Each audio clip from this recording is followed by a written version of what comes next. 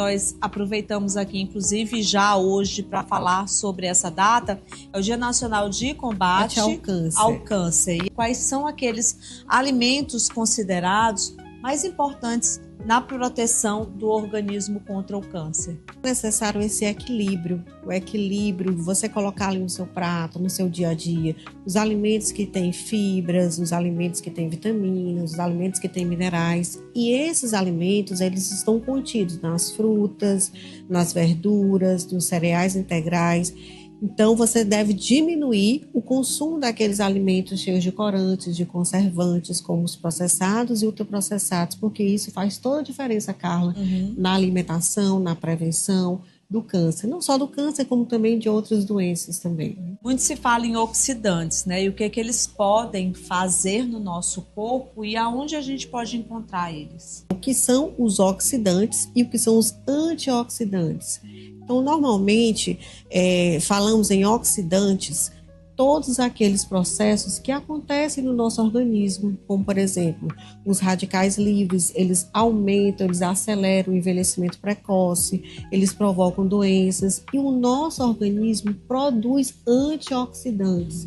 Porém, muitas vezes, nosso organismo não consegue produzir a quantidade necessária e temos que ir atrás de alimentos que contêm esses antioxidantes. Quais seriam esses antioxidantes, né?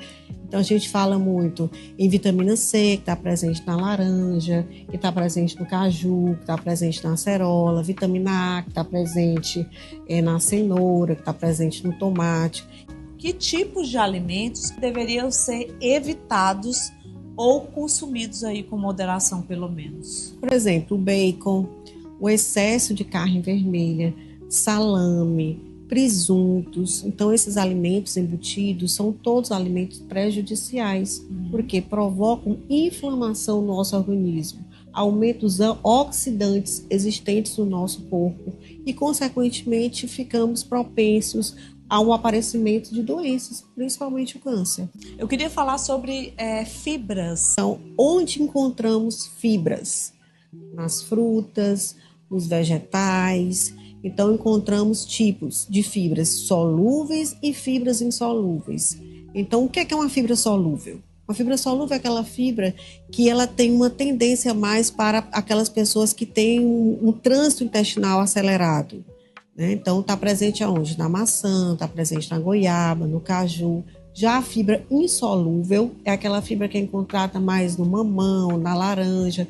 Então, devemos ter o quê, Carla? Um equilíbrio. Então, não é só consumir as fibras, é necessário beber água.